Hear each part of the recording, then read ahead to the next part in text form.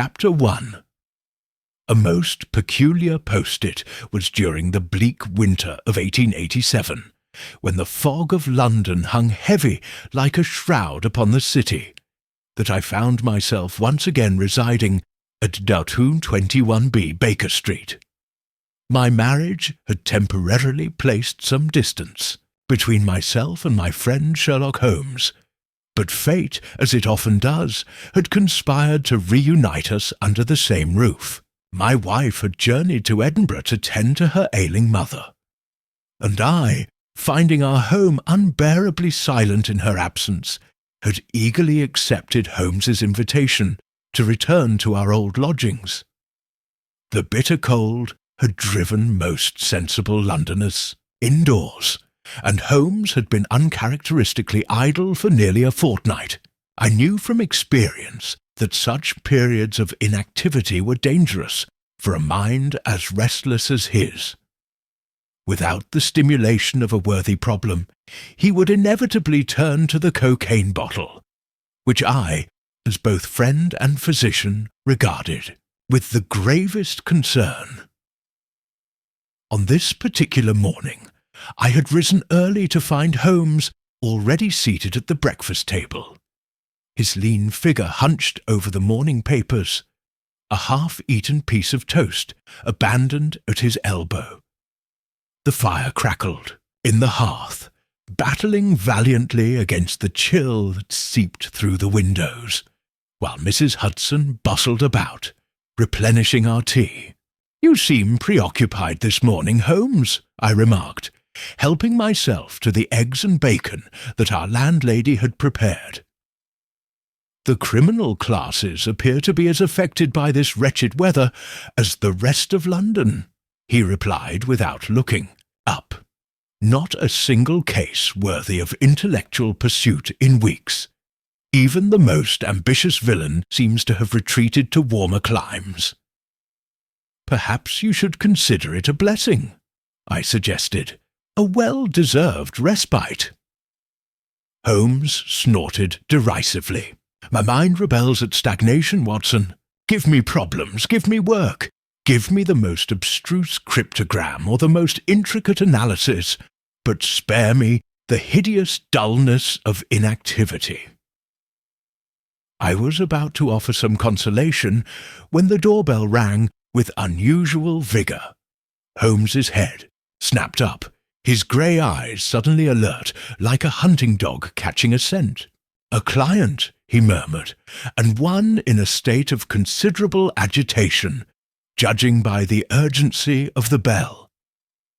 We heard the murmur of voices below, followed by Mrs. Hudson's footsteps on the stairs. She appeared at our door, her expression perturbed. "Gentleman to see you, Mr. Holmes. He seems most distressed." "Show him up at once," Holmes instructed, rising to his feet, his lethargy vanishing instantly. The man who entered our sitting-room moments later was indeed the very picture of distress. He was tall and robust, with the weathered complexion of one who spends much time outdoors. His clothes, though of good quality, hung somewhat awkwardly upon his frame, suggesting a recent and significant loss of weight. His eyes darted nervously about the room, and his hands trembled visibly as he clutched his hat. "Mr. Sherlock Holmes?" he inquired hoarsely. "Indeed," my friend replied, gesturing to a chair by the fire. "Pray, be seated, Mr. Thornton. Edward Thornton," the man supplied, sinking gratefully into the offered seat. "Forgive my intrusion at this early hour, but I fear I have nowhere else to turn. This is my friend and colleague, Dr. Watson," Holmes introduced me, "who has been kind enough to chronicle some of my minor problems. You may speak freely before him, as he has been my trusted companion in many investigations." Thornton nodded distractedly in my direction before returning his anxious gaze to Holmes. "Mr. Holmes, Have you ever heard of the 5 orange seeds?" Holmes, who had been about to light his pipe, paused, his match hovering over the bowl. "I cannot say that I have. Enlighten me." "I believed them to be nothing more than a family legend, a tale to frighten children," Thornton confessed, "until 3 days ago, when this arrived." From his pocket, he withdrew a small envelope and handed it to Holmes. My friend examined it carefully, turning it over in his long, nimble fingers. The envelope was plain and unremarkable, bearing Thornton's name and address in a crude, blocky hand. Holmes opened it and tipped the contents onto his palm. 5 orange pips rolled out, ordinary in every respect. "The morning after I received this," Thornton continued, his voice dropping to a whisper, "my brother was found dead in his study. The police call it natural causes, a seizure of the heart, but I know better. The seeds are a warning, Mr. Holmes. Just as they came to my uncle in Jamaica before his mysterious drowning, and to my father before his supposed suicide. I am the last of my line, sir, and I fear the seeds have sealed my fate as well." Holmes's eyes gleamed with interest as he studied both the seeds and our visitor. "You have presented me with what promises to be a most singular case, Mr. Thornton," he said at last. "Before we proceed further, I must ask you to recount, with all possible detail, everything you know about these orange seeds and the fate of your family." As our client began his tale, I took out my notebook, sensing that we were about to embark upon one of those strange and terrible adventures that have so often provided material for my chronicles of Sherlock Holmes's remarkable career. Chapter 2. The Thornton Legacy Edward. Thornton composed himself with visible effort, his hands gripping the arms of the chair as he began his tale. The firelight cast long shadows across his troubled face, deepening the lines of worry etched upon his brow. The story begins with my grandfather, Colonel James Thornton, who served in Jamaica during the colonial unrest of the 1840s. He was a harsh man by all accounts, tasked with suppressing local rebellions with methods that— He hesitated, methods that would not be condoned today. Upon his retirement, he established a plantation near Kingston, where my father and uncle grew up. Holmes listened intently, his fingers steepled beneath his chin, his eyes never leaving our visitor's face. In 1878, my Uncle Jonathan received a small envelope containing 5 orange seeds. He dismissed it as a prank, but 3 days later he was found floating in the bay. The authorities ruled it an accidental drowning, claiming he had been swimming while intoxicated. My father, alarmed by the coincidence, liquidated the plantation and returned to England with his portion of the inheritance. "And your father met a similar fate?" Holmes inquired softly. Thornton nodded grimly. 4 years ago, he too received the 5 seeds. The very next evening, he was discovered in his study, a revolver in his hand and a bullet wound to his temple. The coroner's verdict was suicide, but my father was not a melancholic man, Mr. Holmes. He had recently become engaged to a woman 20 years his junior, hardly the actions of a man contemplating self-destruction. Did he leave any explanation? A note, perhaps? I asked. Nothing, save for a journal entry written the day the seeds arrived. It mentioned only, "They have found me at last. The sins of the father shall indeed be visited upon the sons." Holmes rose and paced before the fireplace, his lean silhouette stretching across the room. "And now you have received the same ominous token. Tell me, Mr. Thornton, what became of your brother?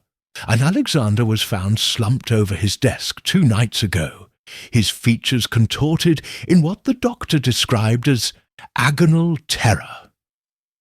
His heart had apparently given out, though he was but 40 years of age and in excellent health.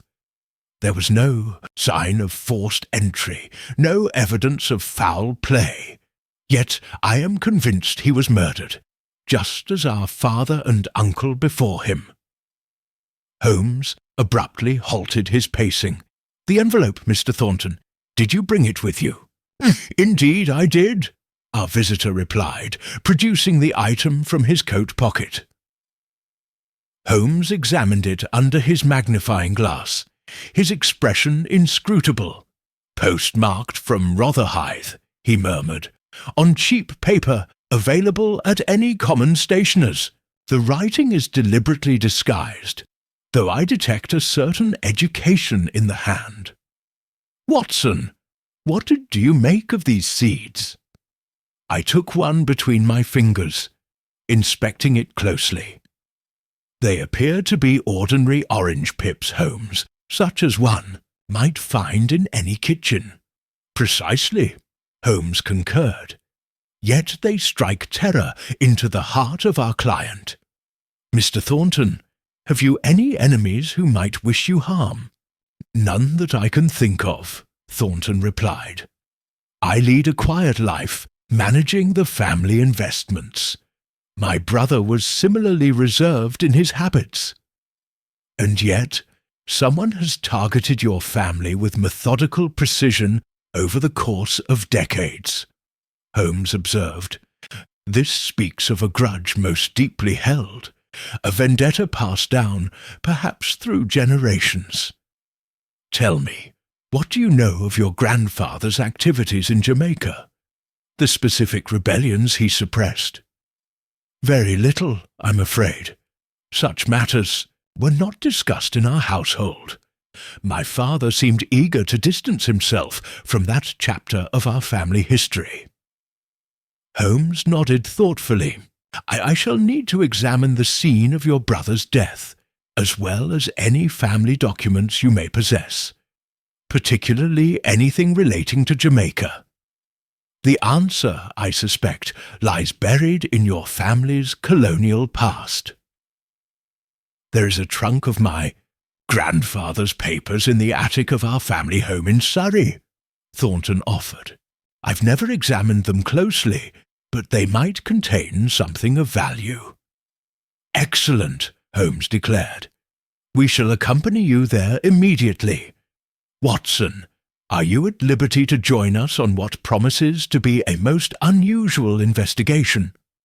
"Of course," I responded without hesitation. "Then let us not delay. Mr. Thornton, I advise you not to return to your lodgings alone. Whatever force has dispatched your relatives with such clinical efficiency may well be observing your movements even now." As if to punctuate Holmes's words, a sudden gust of wind rattled the window panes, causing our client to start violently. "We shall stop at Scotland Yard on our way," Holmes continued, reaching for his coat. "Inspector Lestrade may prove useful, and official sanction will smooth our path. The game is afoot, gentlemen, and time is not our ally." As we descended the stairs of Baker Street, I could not help but notice how the dreary morning had suddenly become charged with possibility. Holmes strode ahead, his earlier lethargy completely evaporated, his keen mind already engaging with the puzzle before us. Whatever deadly secret lay concealed behind the 5 orange seeds, I knew with certainty that Sherlock Holmes would not rest until it was brought to light. Chapter 3. The House of Shadows. A brisk, handsome cab ride brought us to Scotland Yard, where we found Inspector Lestrade hunched over a stack of reports. The wiry detective greeted Holmes with his characteristic mixture of deference and scepticism, but quickly grasped the urgency of our situation. 5 orange pips, you say? Peculiar business, that, Lestrade remarked, retrieving his hat and coat. I recall a similar case some years back. An American named Openshaw, who received orange pips before his untimely demise. Concluded, it was the work of a secret society from across the Atlantic. Holmes's eyes flashed with interest. Indeed, Lestrade, your memory serves you well. The KKK affair, if I'm not mistaken. However, I suspect our current predicament has different origins, though perhaps similar methods. With Lestrade accompanying us, we boarded the noon train to Surrey. Throughout the journey, Edward Thornton grew increasingly agitated, starting at every unexpected sound and peering anxiously out the window at passing stations. Holmes observed him with clinical detachment, occasionally exchanging glances with me that suggested his mind was rapidly assembling the scattered pieces of our puzzle. The Thornton estate proved to be a stately Georgian manor, set amidst sprawling, neglected grounds. As we approached along the gravel drive, I was struck by an indefinable sense of foreboding. The house itself seemed to glower at us through ivy-curtained windows, its facade weathered and grim. My brother and I inherited the property jointly, Thornton explained as he unlocked the massive oak door. Neither of us cared to live here permanently. Too many unpleasant memories, but we maintained it out of respect for family tradition. Alexander used it occasionally for weekend retreats. The interior was as oppressive as the exterior suggested, with heavy draperies shutting out the meagre winter light.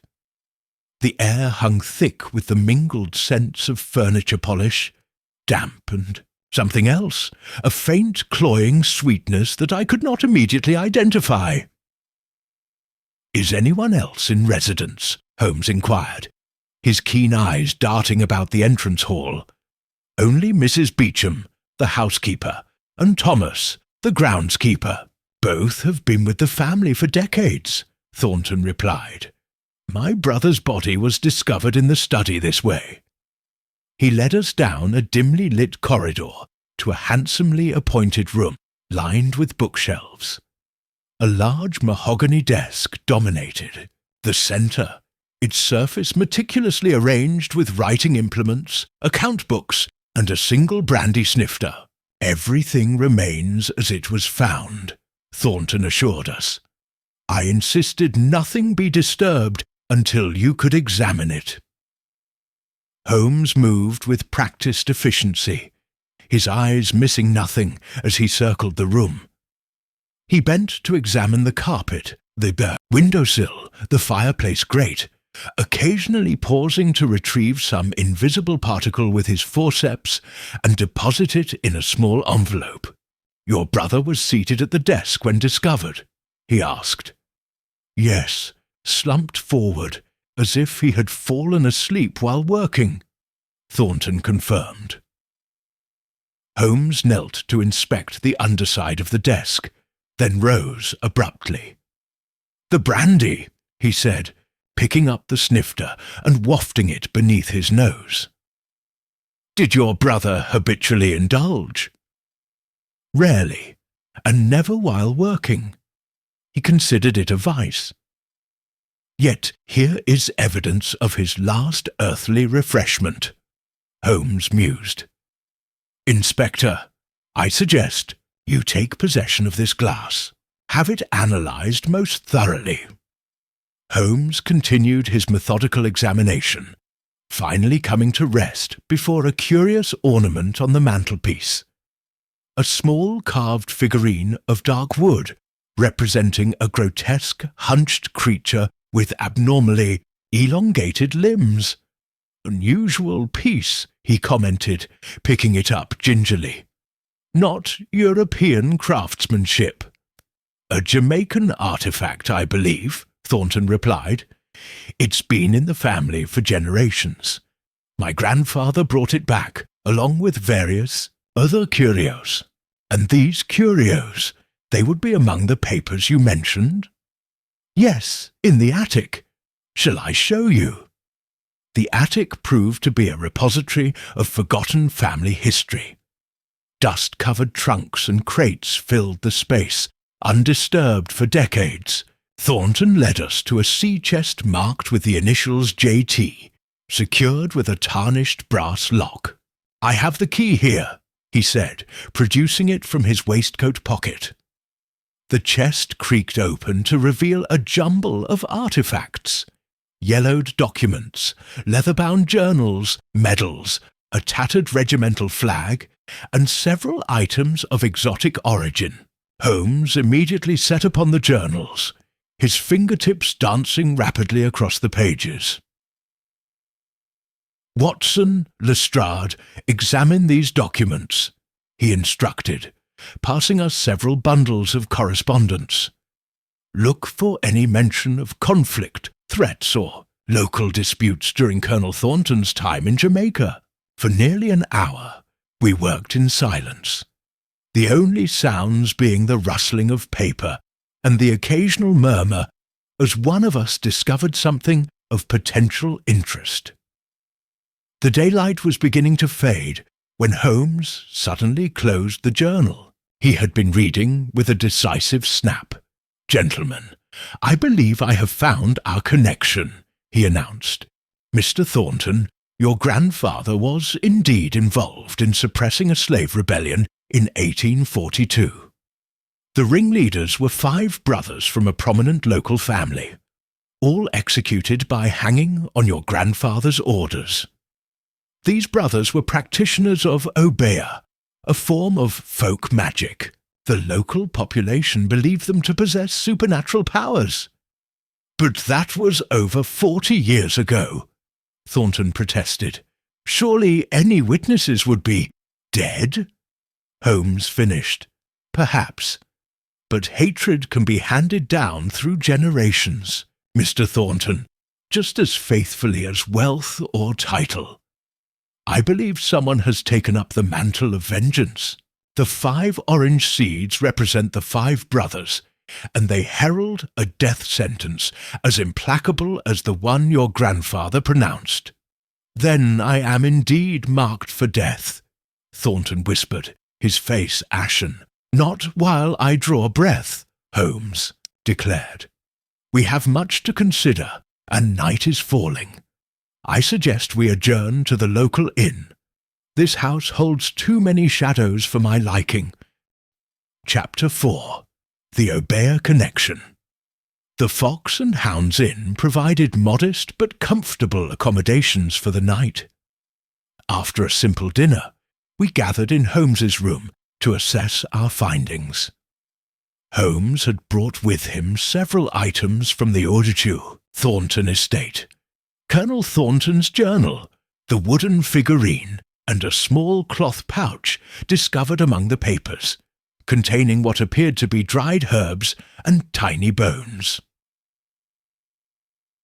The pieces begin to align, Holmes remarked, arranging the items on the table before us.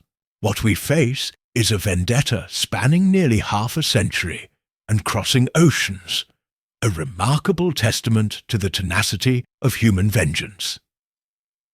But how could anyone track the Thornton family across such distances and time? Lestrade questioned, his practical mind struggling with the scope of the scheme. Colonial records, Holmes replied simply. The British Empire maintains meticulous documentation of its citizens. One with determination could trace the family's movements with relative ease. He opened Colonel Thornton's journal to a marked page. Listen to this entry from April 1842. Executed the 5 Josiah brothers today. The eldest proclaimed a curse upon my bloodline as the noose was placed around his neck. The natives are now in a state of terror, claiming these men possessed powerful obeah magic that transcends death itself. Such superstitious nonsense only underscores the necessity of firm colonial administration. Holmes turned to Edward Thornton, who sat pale and rigid in his chair. Your grandfather dismissed the curse as superstition, but the deaths in your family follow a pattern consistent with obeah beliefs. The 5 orange seeds are both a symbolic representation of the 5 brothers and a traditional warning in certain West Indian practices. Are you suggesting some form of witchcraft, Mr. Holmes? Thornton asked incredulously. I suggest nothing of the sort, Holmes replied firmly. I deal in tangible evidence and rational deduction. What we face is not supernatural, but a human agent employing the trappings of superstition to psychological advantage. The terror inspired by these symbols is a weapon as effective as any poison or blade. Speaking of poison, I interjected, could that explain the deaths? They all appear to be from natural causes, yet occur immediately after receipt of the seeds. Holmes nodded approvingly. Excellent, Watson. Yes, I believe a poison is indeed our culprit, one subtle enough to mimic natural death and leave little trace. The brandy in your brother's study, Mr. Thornton, likely contained such a substance. But who would have access to such exotic toxins? Lestrade wondered. Someone with intimate knowledge of West Indian herbalism, Holmes replied, lifting the cloth pouch. These are components used in obeah rituals, but many such plants also possess pharmacological properties. Our adversary is well versed in both the symbolic and practical applications of these substances. A log shifted in the fireplace, sending a shower of sparks up the chimney. The sudden movement caused Thornton to jump visibly, his nerves clearly frayed. "What of my own safety, Mr. Holmes?" he asked hoarsely. "If this pattern holds true, I have precious little time remaining." "You shall not leave our sight," Holmes assured him. "Tomorrow we return to London. I must consult certain references unavailable in this rural setting. There are experts in tropical toxicology at Bart's Hospital who may shed light on our theory." "And what of the culprit?" Lestrade pressed. "We seem no closer to identifying this mysterious avenger." Holmes's eyes gleamed in the lamplight. "On the contrary, Inspector, I have formed several hypotheses, though I require additional evidence before sharing them. The Thornton household staff, for instance. You mentioned they have been with the family for decades. What do you know of their backgrounds, Mr. Thornton?" "Very little, I'm afraid. Mrs. Beecham came into service when I was but a child. Thomas, the groundskeeper, joined the household shortly after we returned from Jamaica. My father hired him on the recommendation of a colonial acquaintance, I believe." "Indeed." Holmes raised an eyebrow. "And have you noticed anything unusual about Thomas? His appearance, manner, or habits?" Thornton considered this. "He keeps to himself mainly. Dark complexion. I assumed Portuguese or Spanish ancestry. He tends the grounds and rarely enters the house proper. Yet he has been present through 3 generations of Thornton deaths," Holmes observed. "An advantageous position for one harbouring murderous intent. Surely you don't suggest—" "I suggest nothing definitive at this juncture," Holmes interrupted, "merely that we must examine all possibilities, however unlikely they may appear. Now, I suggest we rest. Dawn will bring fresh perspectives. In time. did not come easily to any of us that night. I lay awake listening to Holmes pacing in the adjoining room, his restless mind no doubt sifting through the evidence. Outside, a winter storm had gathered, lashing the windows with rain and rattling the inn's ancient timbers. Some time past midnight, I heard a door open and close quietly in the corridor. Rising from my bed, I peered out to see Holmes, fully dressed, disappearing down the stairs. Such nocturnal excursions were not uncommon during his investigations, so I returned to my fitful rest, confident he was pursuing some line of inquiry. Morning arrived with Holmes's return, his expression grimly satisfied as he roused us from sleep. "Gentlemen, we must depart immediately," he announced. "I paid a visit to the Thornton estate in the early hours and made a discovery that confirms my suspicions. Pack your things with all haste. We have not a moment to lose." Chapter 5. A Midnight Discovery. We departed the Fox and Hounds with such haste that the innkeeper barely had time to prepare our bill. The morning was grey and dismal, the aftermath of the storm leaving puddles across the rutted country road. Holmes maintained a tense silence throughout our journey to the railway station, his sharp features set in an expression of intense concentration. Only when we were seated in a first-class compartment, the train's rhythmic clatter insulating us from potential eavesdroppers, did Holmes reveal the purpose of his nocturnal excursion. "I returned to the Thornton estate," he began, driven by a suspicion that required immediate verification. The groundskeeper's cottage, situated at the far end of the property, presented certain anomalies that warranted closer inspection. "You broke into a man's dwelling?" Lestrade asked, his official sensibilities clearly disturbed. "I made a necessary reconnaissance in pursuit of justice," Holmes corrected smoothly. The cottage windows revealed a curious blend of English practicality and West Indian aesthetics. Upon the walls hung several crudely fashioned dolls resembling human figures, each bearing a distinct resemblance to members of the Thornton family. Edward Thornton's face blanched. "Voodoo," he whispered. "A common misconception," Holmes replied. "The practice of creating effigies is found in Obeah as well, though it serves different purposes. More significant than these theatrical trappings, however, was what I discovered beneath a loose floorboard. A small wooden box containing several glass vials of powder and a list of names. Your father, your uncle, your brother, all crossed out. Your name, Mr. Thornton, remains unmarked." "Good heavens!" I exclaimed.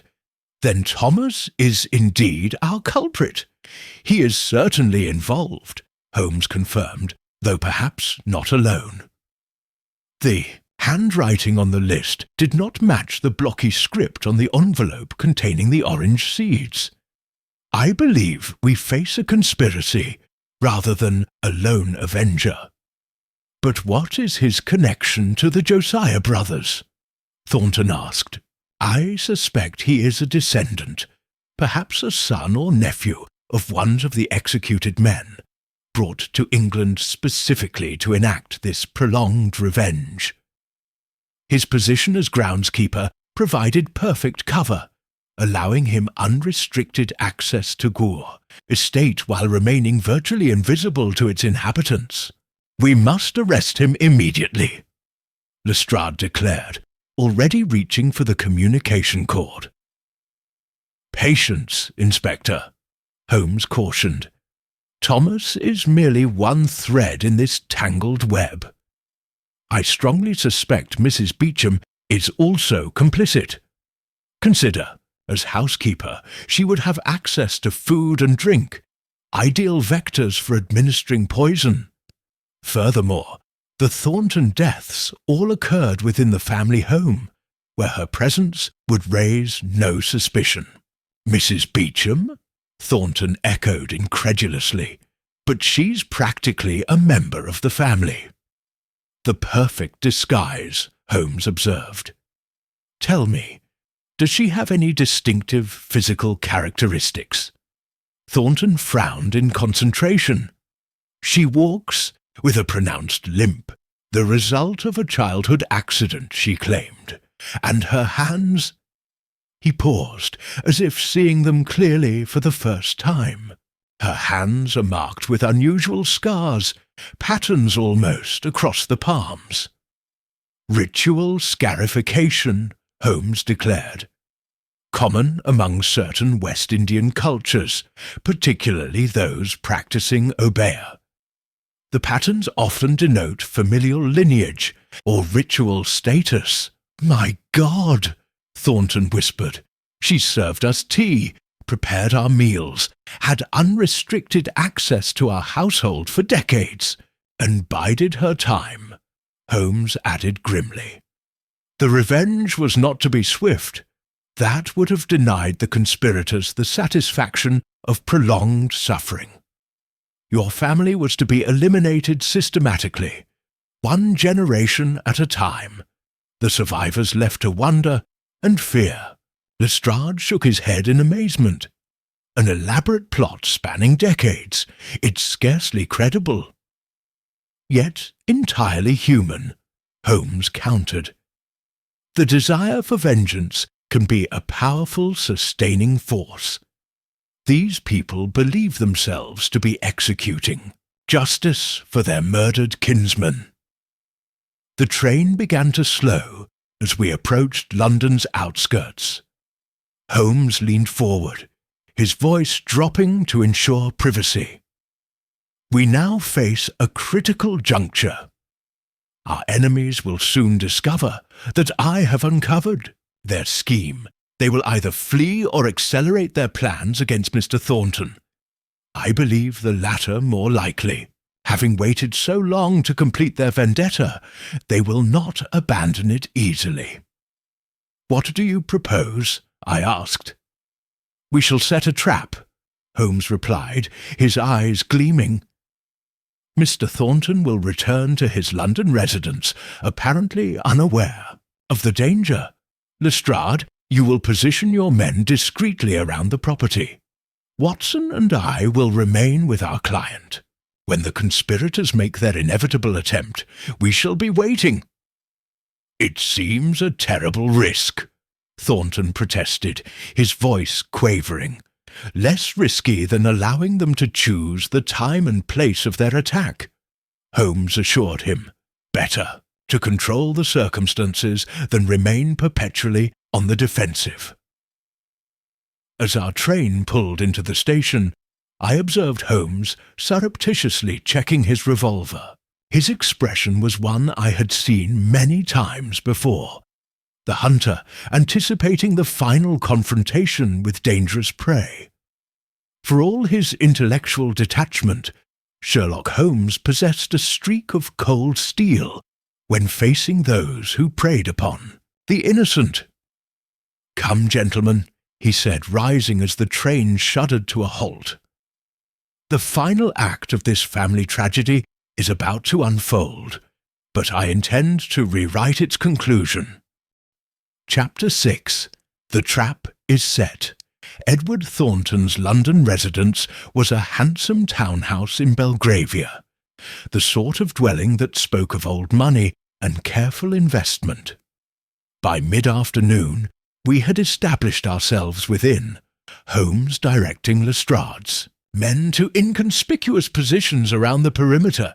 2 officers attired as common labourers took up station near the service entrance, while another pair, disguised as gentlemen callers, maintained vigil from a tea shop across the street. We must make your presence known, Mr. Thornton, Holmes instructed.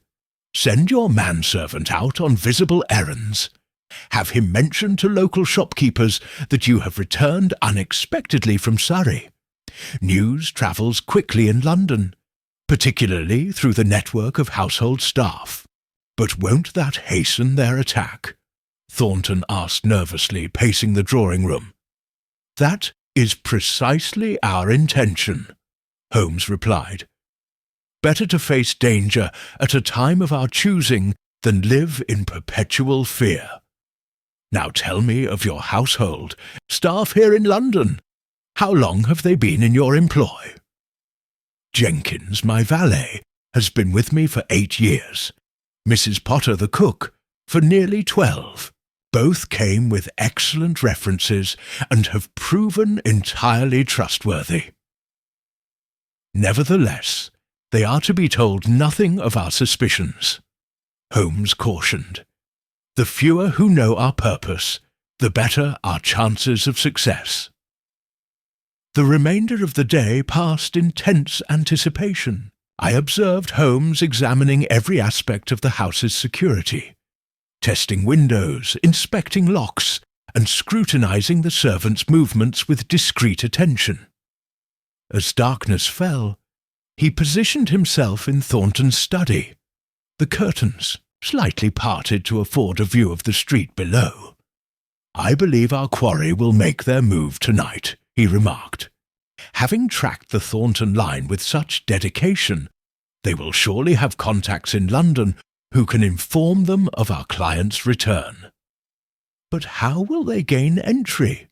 I asked. Surely they won't attempt a forcible break-in with the house occupied. They have never relied on crude methods, Holmes replied. Poison has been their weapon of choice, administered, I suspect, by an accomplice placed within the household, or perhaps delivered disguised as a gift or purchase. No sooner had Holmes spoken than a knock came at the front door.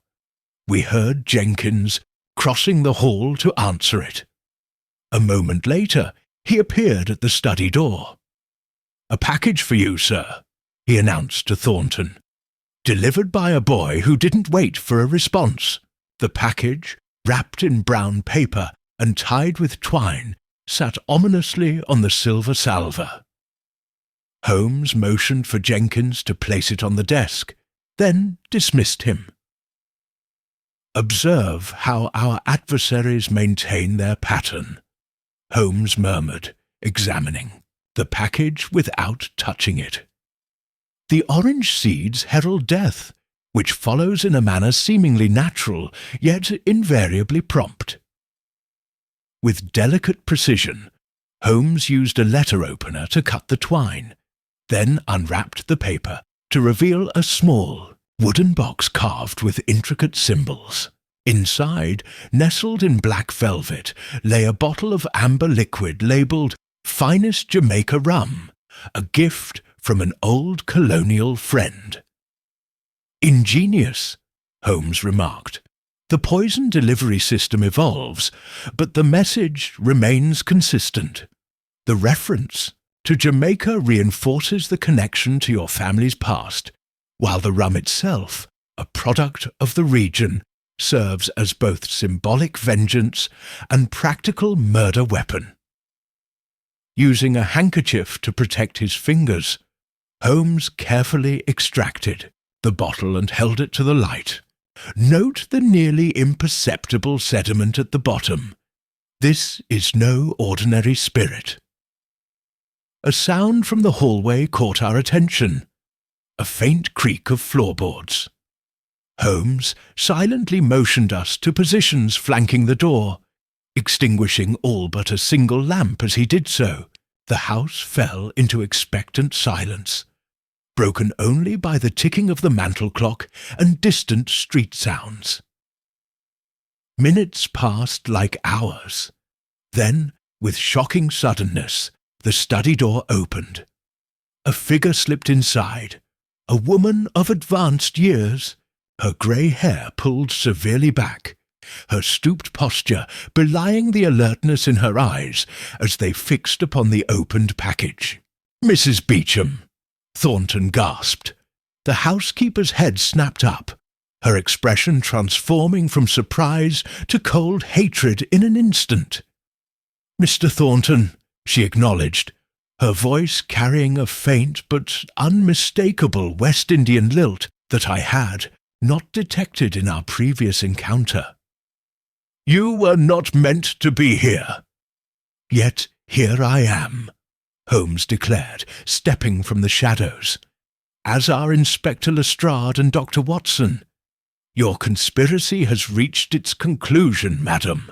Mrs. Beecham's hand darted beneath her shawl, emerging with a small vial. "It is not finished," she hissed. "The Josiah blood demands completion." With astonishing speed for one of her apparent frailty, she lunged toward Thornton, the uncorked vial extended before her like a weapon. Holmes intercepted her with a precise movement, seizing her wrist and forcing the vial upward, away from its intended target. "Watson!" he called sharply. I moved to assist, restraining the woman's other arm as she struggled with unexpected strength. The vial slipped from her fingers, shattering on the floor and releasing a pungent, acrid odour that made my eyes water instantly. "Don't breathe it in," Holmes warned, pulling us back from the spreading liquid. "Lestrade, summon your men." Inspector blew a shrill whistle, bringing his officers rushing into the house. As they secured Mrs. Beecham, Holmes threw open the windows to disperse the noxious fumes. "A contact poison," he explained, "absorbed through the skin or inhaled. Had she succeeded in splashing even a drop on Mr. Thornton, the result would have been rapidly fatal." Mrs. Beecham remained eerily composed as the officers restrained her. "You have stopped nothing," she declared, her eyes boring into Thornton with undiminished malice. "The seeds are planted. Death will find its harvest." "There is another," Holmes stated flatly. "Who is your accomplice in London?" A thin smile crossed the housekeeper's weathered face. "The Josiah blood flows through many veins, Mr. Holmes, more than you can possibly imagine." Chapter 7. Shadows in the fog. Mrs. Beecham was taken into custody, her cryptic warning hanging in the air like the lingering traces of the poison she had attempted to employ. Despite Holmes's persistent questioning, she maintained a resolute silence, her weathered features betraying nothing but contempt for her captors. "She will not reveal her confederates willingly," Holmes observed as Lestrade's men escorted her from the premises. "The vendetta has become her life's purpose, a sacred trust handed down through generations." "What of Thomas, the groundskeeper?" I inquired. "Lestrade has telegraphed instructions to the Surrey Constabulary. He will be apprehended before dawn," Holmes replied. "Yet I fear our web has more spiders than we have yet identified." The house was secured for the night, with two of Lestrade's most reliable men remaining on watch. Thornton, exhausted by the day's events, retired to his chamber, though I doubted he would find much rest. Holmes and I remained in the study, discussing the case over brandy, carefully poured from Thornton's own decanter, rather than the suspicious gift. "There is something we are missing, Watson," Holmes mused, staring into the dying embers of the fire. "The pattern is too precise, too calculated to be the work of simple domestic servants, no matter how devoted to their cause. Perhaps there is some central figure directing their actions," I suggested. "Precisely my thought. Someone with the resources to track the Thornton family across decades and continents. Someone with knowledge of both colonial administration and West Indian folk practices. Someone, perhaps, with a foot in both worlds." Holmes fell silent, lost in contemplation. I knew better than to interrupt when his mind was working at such intensity. Eventually, he rose and crossed to the window, peering out into the London fog that had descended while we talked. "I believe our invisible adversary will make another attempt," he said quietly. "Having invested so much time in this vendetta, they will not abandon it easily, particularly with the final target within reach. Surely they wouldn't risk another attack so soon, with the authorities alerted."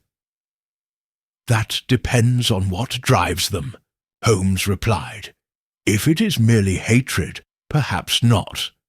But if they believe themselves to be executing justice, fulfilling some sacred obligation to the dead, such fanatics often consider their own safety secondary to their mission." The remainder of the night passed without incident. Morning brought Inspector Lestrade, his expression grim as he entered the study where Holmes and I had maintained our vigil. "Thomas has vanished," he announced without preamble. "The cottage was empty when my men arrived. It appears he left in great haste, clothes and personal effects abandoned, but all traces of his Aubert paraphernalia removed." Holmes received this news with a thoughtful nod. "He was warned, then. There is communication between our conspirators, as I suspected." Thornton joined us, looking haggard despite his night's rest. "Am I to live in perpetual fear, Mr. Holmes? Must I constantly look over my shoulder for West Indian assassins?" "Not for long," Holmes assured him. "Every move our opponents make narrows the field of possibilities. We know now that Thomas has confederates in London, someone who could warn him of Mrs. Beecham's capture. The circle tightens." Holmes paced the room, his lean figure charged with restless energy. "We must draw out this hidden director. The direct approach has failed. Now we must employ subtlety." "What do you propose?" Lestrade asked. "A public announcement of Mrs. Beecham's arrest, with strategic inaccuracies. We will let it be known that she has provided detailed information about her co-conspirators in exchange for leniency." "But she said nothing," Lestrade protested. "Which makes the deception all the more useful," Holmes explained. "Our mastermind will be forced to act, either to silence Mrs. Beecham or to accelerate their plans against Mr. Thornton before her supposed revelations can take effect." The plan was put into motion immediately. Lestrade arranged for the announcement to appear in the evening papers, while Holmes drafted a telegram to be sent to various destinations in the West Indies, ostensibly seeking information about the Josiah family. "These messages will likely be intercepted," he explained. "It matters not whether they yield actual information. Their purpose is to create the impression that we are closing in from multiple directions." By mid-afternoon, Holmes's restlessness had become pronounced. He repeatedly checked his pocket watch, sent multiple messages via street urchins, and twice disguised himself to venture out into the streets, returning each time with an air of intensified purpose. "There is movement in our enemy's camp," he reported after his second excursion.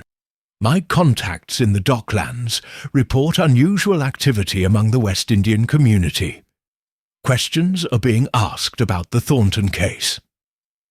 As dusk approached, a telegram arrived for Holmes. He read it with evident satisfaction. "The final piece," he announced. "Watson Lestrade, I must ask you to trust me implicitly for what comes next. Mr. Thornton, you will retire to your room and remain there until summoned, regardless of what you may hear." "What do you anticipate?" I asked, recognizing the gleam of imminent resolution in my friend's eyes. "A visitor," Holmes replied simply.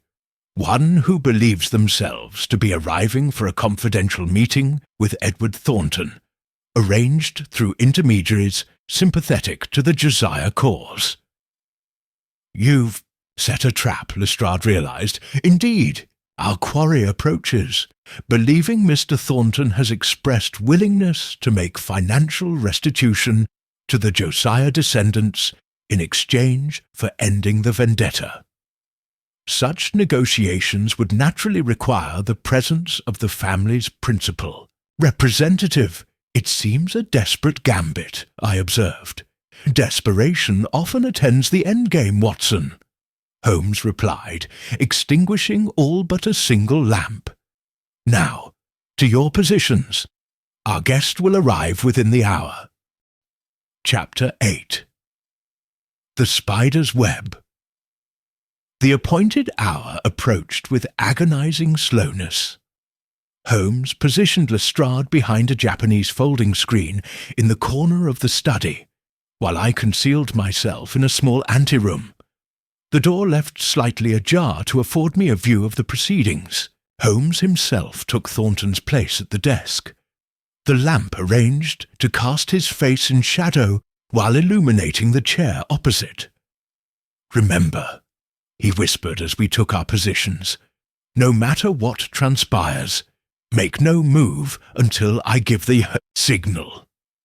The grandfather clock in the hall had just struck 9 when we heard the front door open and close softly.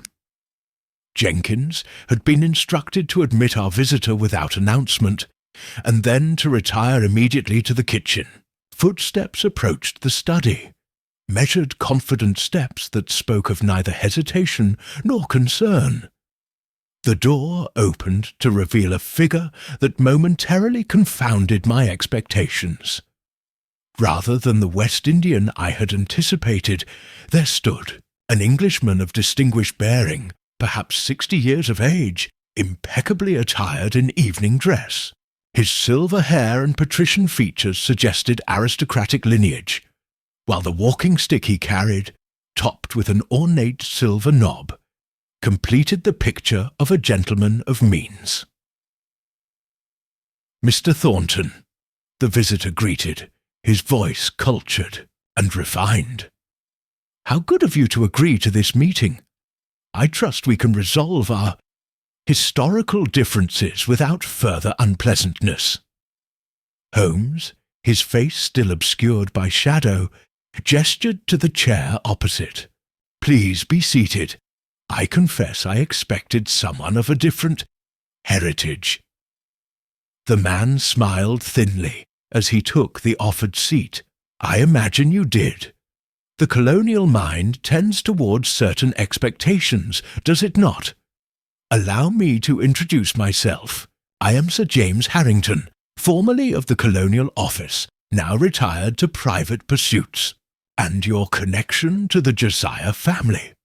Holmes asked, maintaining his disguise.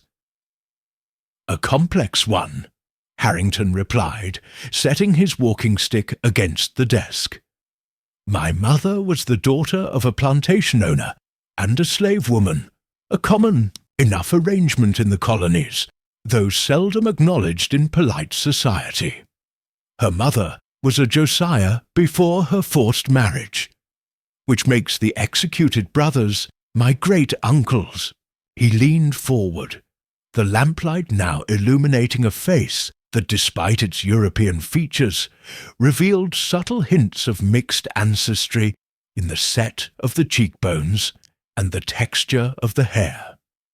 My English father recognized me, educated me, secured my position in colonial administration, a rare privilege for one of mixed blood. I used that position to trace your family's movements after Jamaica, to place loyal Josiah descendants in your household, to orchestrate what you have no doubt come to recognize as a methodical campaign of retribution, a campaign spanning decades, Holmes observed, still using Thornton's voice. Most would have abandoned such a vendetta long ago. Most lack proper motivation, Harrington countered. Your grandfather did not merely execute 5 men. He destroyed an entire cultural lineage. The Josiah brothers were keepers of ancient knowledge, spiritual leaders whose wisdom guided hundreds. Their execution broke something fundamental in our community, a wound that has never healed. And so 5 orange seeds became harbingers of death, Holmes said softly. A symbolic justice. Precisely. Harrington's smile was cold. I believe we understand each other, Mr. Thornton. Now, to the matter at hand. Your offer of financial restitution is appreciated but insufficient. The Josiah descendants require more tangible acknowledgement of the historical wrong. What do you propose? Public confession, Harrington stated. A document signed by you admitting your grandfather's crimes against the Josiah family to be published in both British and West Indian newspapers.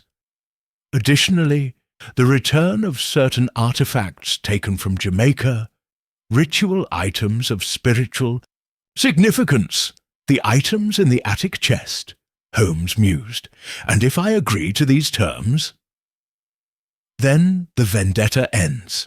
You have my word, which, unlike your grandfather's, still carries honour. Holmes shifted slightly, allowing more light to fall upon his face. A fascinating proposition, Sir James, but I am not Edward Thornton. The transformation in Harrington was immediate and chilling. The cultured facade fell away, revealing a calculating coldness in his eyes. His hand moved toward his walking stick with deliberate intent. Sherlock Holmes, he acknowledged.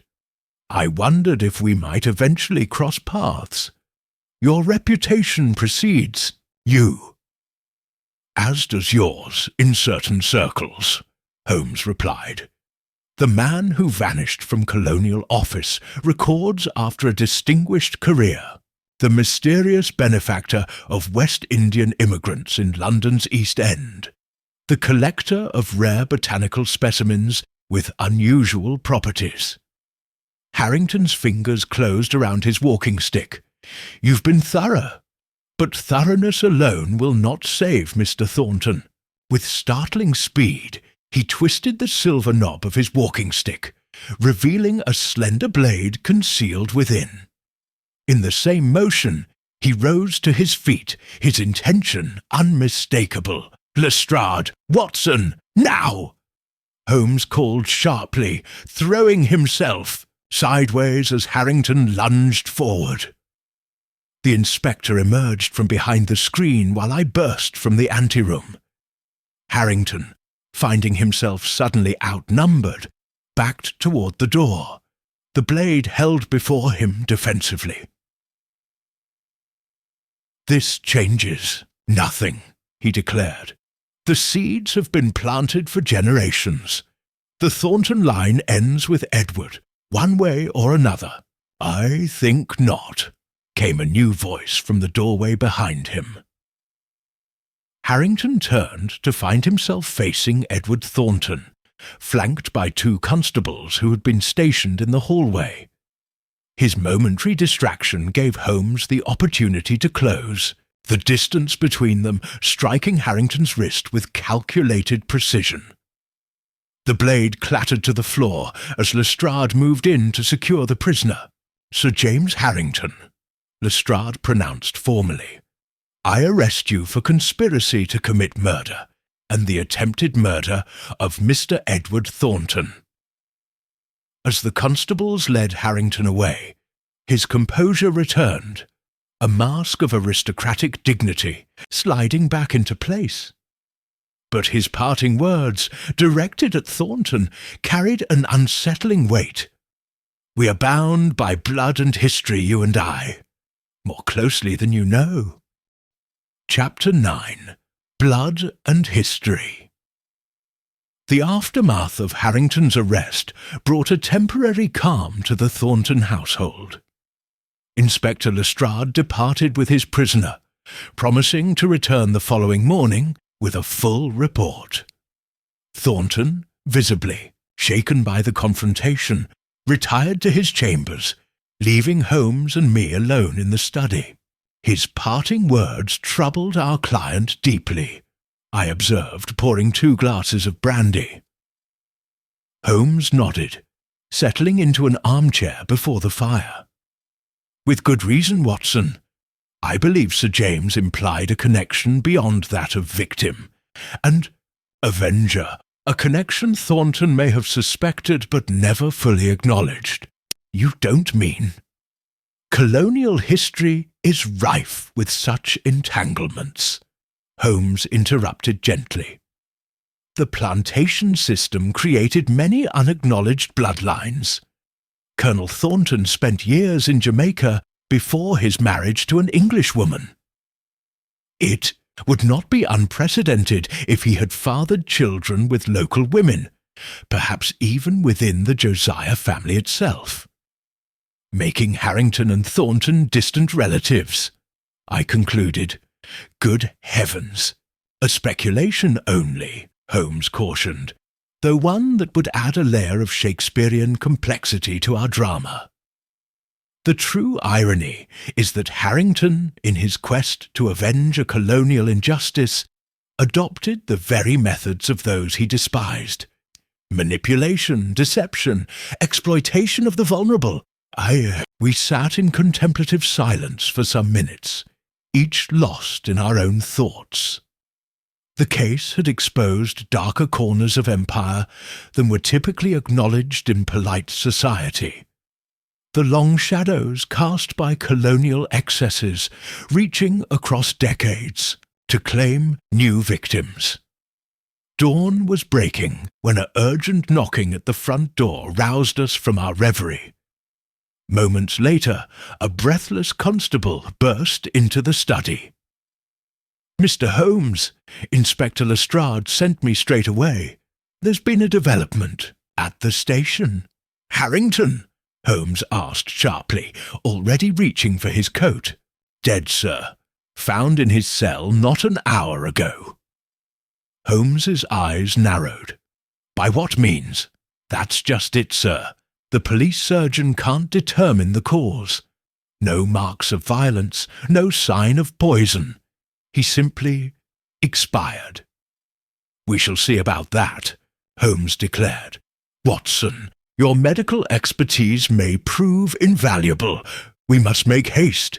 A hansom conveyed us swiftly to the police station, where we found Lestrade pacing outside the cell block, his expression troubled.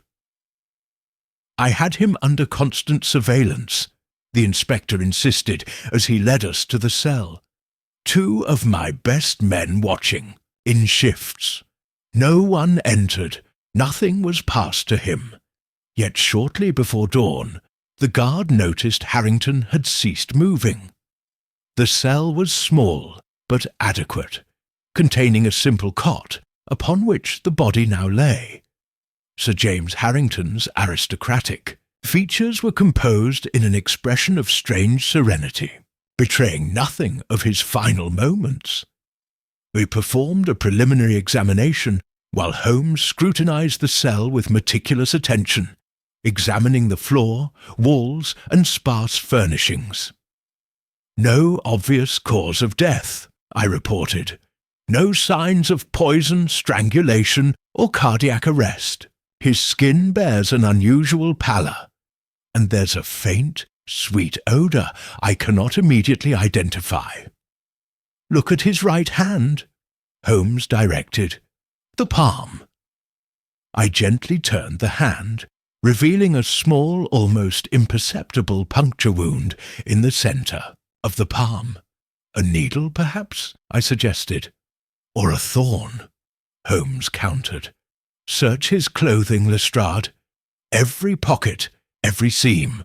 The inspector complied, producing the contents of Harrington's evening attire: a wallet, keys, pocket watch, and several letters. Nothing seemed immediately suspicious until Holmes examined the handkerchief found in the breast pocket. "Observe," he said, handling it with his forceps. "Small seeds embedded in the fabric, nearly invisible against the white linen." "Orange seeds?" I asked. "No," Holmes replied. "Something far more exotic, a plant known in the West Indies as Death's Messenger. Its thorns contain a toxin that induces a death resembling natural causes. The victim appears to simply stop living." "But how could he have accessed such a thing in a secured cell?" Lestrade demanded. "The handkerchief was prepared in advance," Holmes explained. "An insurance policy, if you will. When capture became inevitable, he needed only to press his palm against the concealed thorns. The poison acts slowly but inexorably, allowing him time to maintain his composure during arrest and processing." "He chose death over trial," I mused. "He chose completion of his mission over personal survival," Holmes corrected. "In his mind, the vendetta has been fulfilled. 3 generations of Thorntons eliminated, and the final one irrevocably marked by the experience. The 5 orange seeds have claimed their final symbolic victim." We departed the police station into a sombre mood, the eastern sky now fully illuminated with morning light. Holmes had arranged to meet Thornton later that day to explain the developments and formally conclude the case.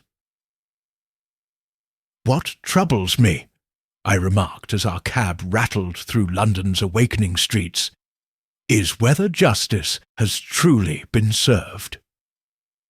"Harrington's death feels more like triumph than punishment. Justice takes many forms, Watson," Holmes replied thoughtfully. "The web of culpability in this case extends far beyond any individual, encompassing colonial policies, cultural destruction, and generational trauma. Perhaps the true justice lies in the exposure of these hidden histories, the acknowledgement of wounds too long ignored. And what of Thornton? How does he move forward, knowing what we now suspect about his family's past?" Holmes gazed out at the passing cityscape. "That, my dear Watson, will be his own mystery to solve." Chapter 10. The final Seed Edward Thornton received us in his study that afternoon, the drawn curtains and smouldering fire creating an atmosphere of perpetual twilight despite the spring day beyond the windows. The events of recent days had left visible marks upon him, his complexion ashen, dark circles shadowing his eyes, his movements betraying a bone-deep weariness. "I've just heard about Sir James," he said as we entered. "Another death in this seemingly endless cycle." "The final death, I believe," Holmes replied, settling into a chair opposite our client.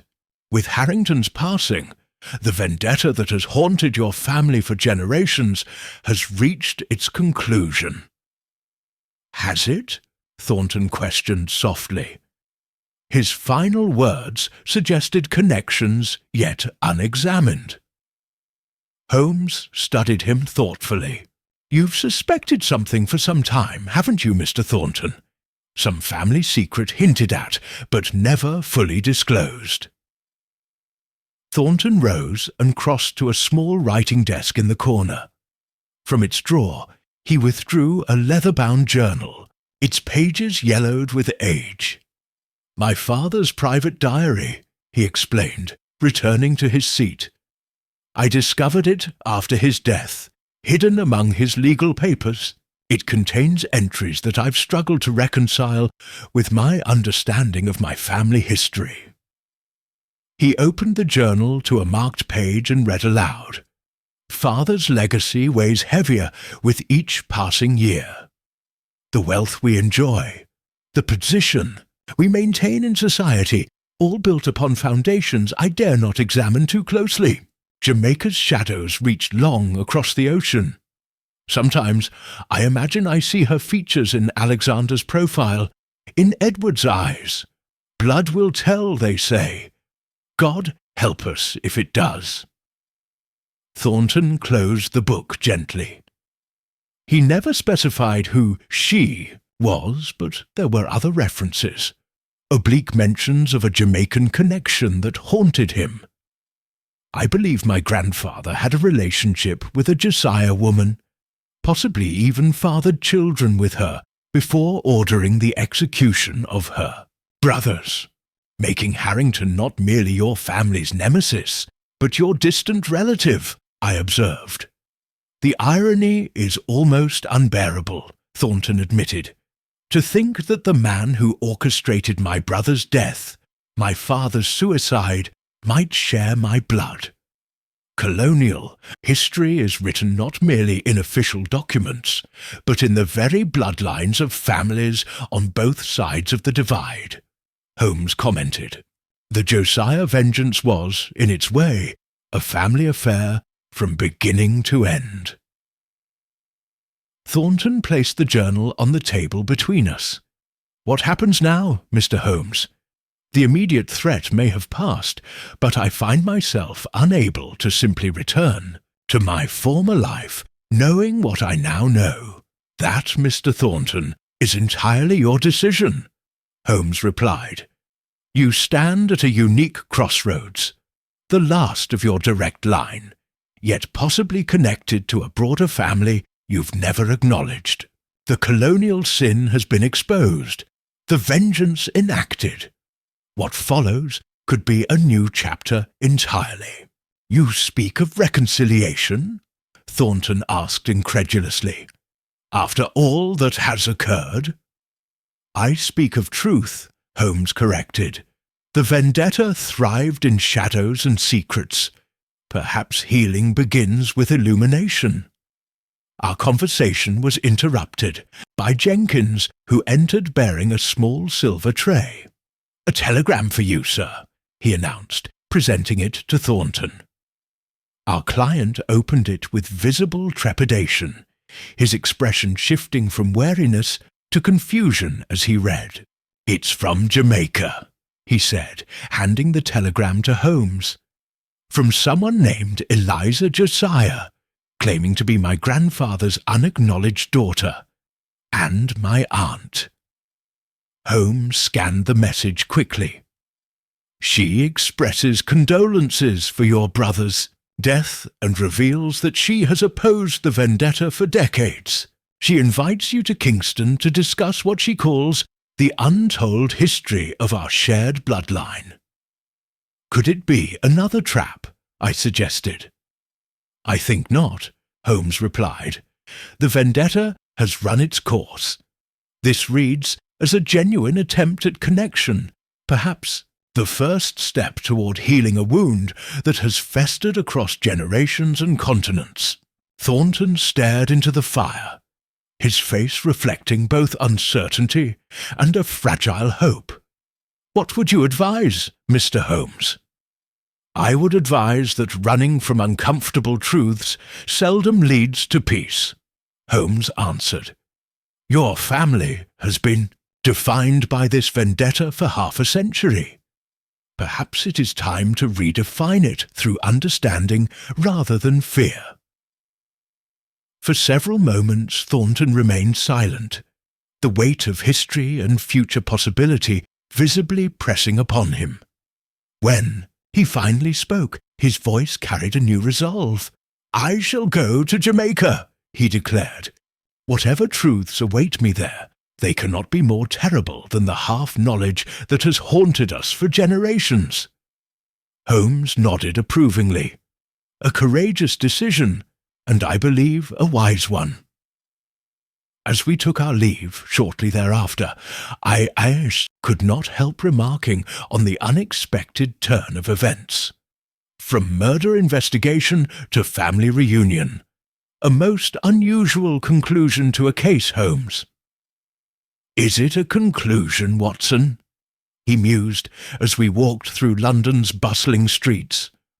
Or merely the beginning of a different story? The mysteries of bloodline and heritage often prove more complex than any crime I've encountered. Do you think he'll find some measure of peace in Jamaica? Peace is perhaps too optimistic, Holmes replied, but understanding, possibly. The 5 orange seeds were symbols of death, but seeds, by their nature, can also represent new beginnings. Chapter 11. Threads of Truth. 3 months passed before I heard again from Edward Thornton. Spring had given way to summer, and London sweltered under an unusual heat wave that left its inhabitants irritable and lethargic.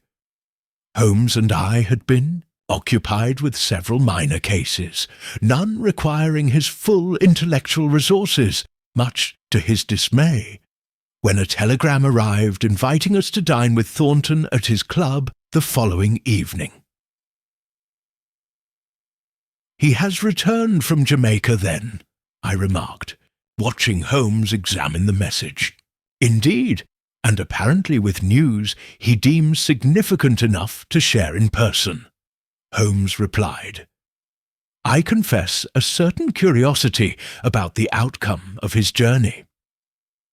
The Travellers' Club on Pall Mall presented its usual atmosphere of refined exclusivity when we arrived the next evening. Thornton awaited us in a private dining room, and I was immediately struck by the transformation in his appearance. The gaunt, haunted man we had last seen had been replaced by one who, while still serious in demeanour, carried himself with a newfound confidence. His complexion had darkened under the Caribbean sun, and his handshake was firm as he greeted us. "Holmes, Dr. Watson, I cannot express my gratitude adequately for all you've done," he said as we settled at the elegantly appointed table. "You not only saved my life, but set me on a path to discoveries I could never have anticipated. Your telegram suggested revelations of significance," Holmes prompted, ever impatient with social preambles when information awaited. Thornton smiled slightly. "Direct as ever, Mr. Holmes. Yes, my time in Jamaica proved most illuminating. Eliza, Josiah is indeed my grandfather's daughter, and a remarkable woman in her own right. At 76, she remains sharp-minded and forthright, the family historian who has preserved both Josiah and Thornton legacies." "She opposed the vendetta?" I inquired. "Vehemently," Thornton confirmed, though her voice was often overruled by more radical family members. Sir James Harrington, or James Josiah, as he was born, was her nephew, the son of one of the executed brothers who had fathered a child before his death.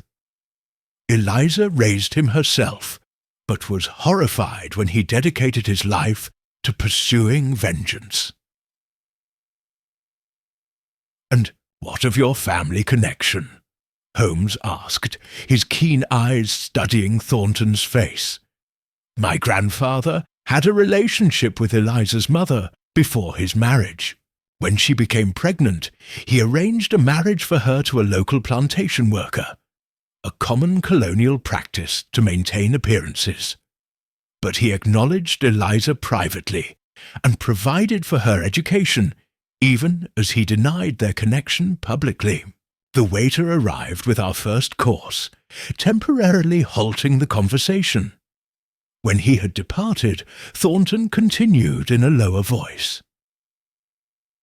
The truly remarkable discovery, however, concerns the Josiah brothers themselves. They were not merely practitioners of folk spirituality, as colonial records suggested, but keepers of an extensive botanical knowledge passed down through generations. Their execution wasn't simply colonial brutality, It was a calculated attempt to control access to valuable plant specimens with medicinal properties. Properties your grandfather sought to exploit commercially, Holmes deduced. Thornton nodded grimly. Precisely. Eliza showed me correspondence that confirmed as much. The rebellion provided convenient cover for what was essentially industrial espionage. The brothers refused to share certain formulations, particularly one that supposedly cured tropical fevers. Their resistance became their death warrant. And the orange seeds, I asked. What was their significance in Josiah tradition? They represented knowledge passed from one generation to the next, Thornton explained. Seeds as symbols of inherited wisdom. Harrington perverted their meaning into harbingers of death, a bitter irony that Eliza found particularly painful. Holmes leaned forward, his food forgotten. This historical context illuminates much, but I sense there is more to your story, Mr. Thornton. Something perhaps of a more personal nature. A shadow crossed Thornton's face. Your perception remains uncanny. Mr. Holmes, yes, there is a more personal dimension. My brother Alexander, it seems, had discovered much of this history before his death. Among his papers in Jamaica was correspondence with Eliza spanning several years. He had been planning reconciliation between the families, a process Harrington was determined to prevent. Hence the acceleration of the vendetta, Holmes mused. Harrington feared not merely reconciliation, but exposure of the colonial crime that justified his crusade. The ultimate irony, Thornton said softly, is that Alexander died attempting the very healing that might have ended the cycle of vengeance. His death accomplished what his life had begun. Our meal progressed as Thornton shared further details of his Jamaican sojourn, his introduction to distant cousins, his exploration of family properties, his immersion in a culture he had previously known only through colonial distortions. I have made arrangements to transfer half my inheritance to a trust benefiting the Josiah descendants, he revealed as we finished our port, and I have established a botanical research foundation to document and preserve the medicinal knowledge that my grandfather sought to steal. It seems a fitting atonement. And your own future? I inquired. Do you intend to remain in England? I shall divide my time, Thornton replied. England remains my home.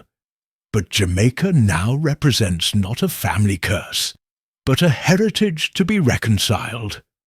The threads of my life, once tangled in secrecy and fear, now weave a more complex but honest pattern. As we parted that evening, Holmes and I walking together through London's gaslit streets, my friend remained unusually contemplative. A satisfying conclusion, wouldn't you say, Holmes? I ventured. Satisfying but incomplete, Watson, he replied. The colonial wounds exposed in this case extend far beyond the Thornton and Josiah families. They represent a reckoning many, in England would prefer to avoid. The hidden costs of empire, the blood price of prosperity. Rather philosophical considerations for a detective, I observed. Holmes smiled faintly. Even the most rational mind must occasionally contemplate the moral architecture beneath the facts. The 5 orange seeds began as symbols of generational knowledge, became tokens of death, and now represent a possible renewal.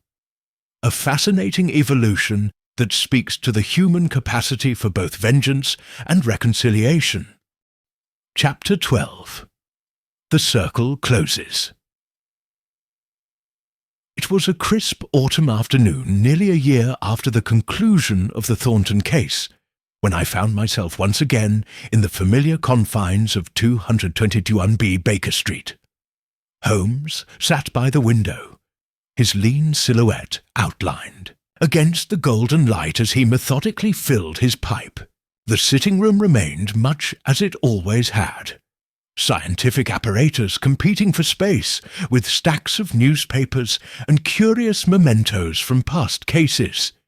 Yet something in the quality of silence suggested contemplation rather than boredom.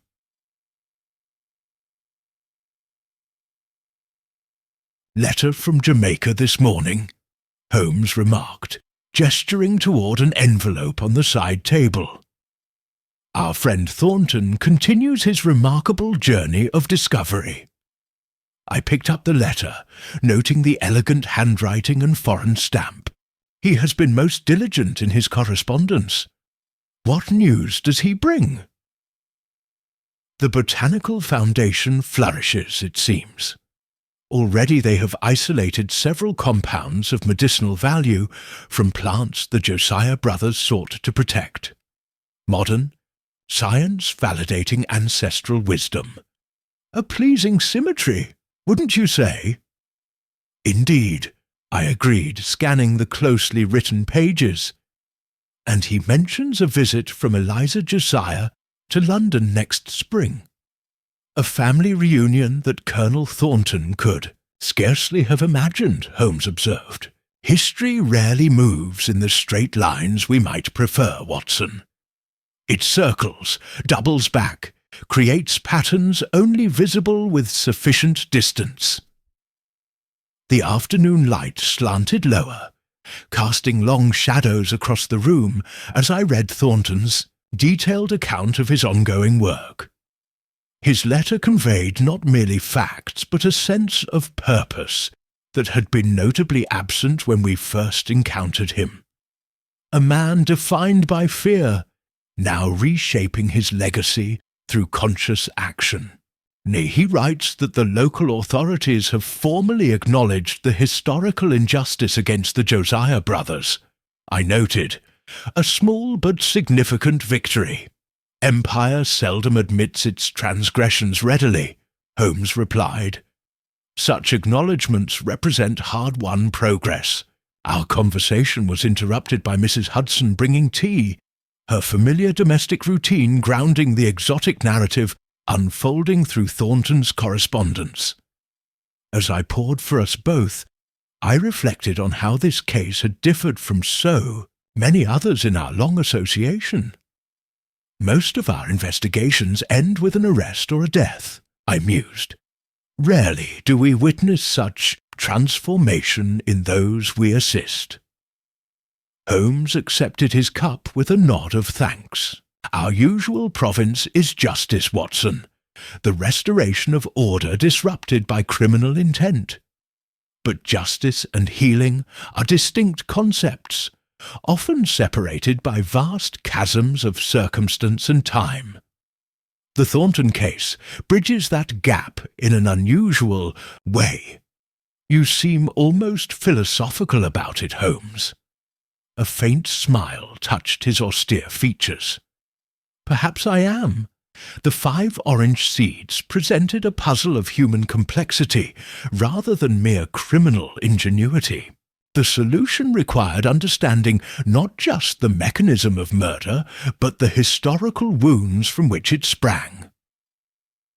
Holmes rose and crossed to his desk, opening a small drawer from which he extracted a familiar object. One of the orange seeds from Thornton's envelope, preserved as evidence. "Consider this humble seed," he said, holding it between his long fingers. A symbol transformed multiple times, from knowledge to vengeance to reconciliation. The object remained constant, only its meaning changed through human interpretation. "Much like evidence in your investigations," I suggested. "Precisely, Watson. Facts alone are meaningless without context. The smallest detail, a splash of mud, a dog that did not bark, A seed in an envelope acquires significance only when properly situated within the larger narrative. Holmes returned the seed to its drawer and resumed his seat, his expression distant. I sometimes wonder about the countless other colonial legacies lurking beneath London's respectable veneer. How many other families carry similar shadows? How many fortunes rest on foundations of historical injustice, unacknowledged and unresolved? Questions beyond even your considerable powers to resolve, my friend, I said gently. Indeed, he acknowledged, yet the Thornton case suggests that resolution, while difficult, is not impossible. Truth may wound before it heals, but without it, the wound festers indefinitely. The fire crackled in the grate as twilight gathered, the comfortable rhythm of our Baker Street existence reasserting itself. Holmes picked up his violin, drawing the bow experimentally across the strings before launching into a melancholy air that seemed to capture both the satisfaction of a mystery solved and the bittersweet recognition of its human cost. As the music filled our sitting room, I reflected that while some cases might be more sensational or puzzling, few had offered such a complete circle, from crime to justice to something approaching redemption. The 5 orange seeds, once harbingers of death, had ultimately yielded an unexpected harvest of truth and reconciliation that continued to unfold long after Holmes had deduced their significance. In our long partnership, chronicling the singular talents of Sherlock Holmes, I had documented many brilliant deductions and dramatic denouements. But watching my friend play as darkness fell outside our windows, I knew that the true conclusion to the Thornton case was still being written, not in my accounts or Holmes's files, but in the living legacy of those who had found courage to face their shared history with honesty and hope.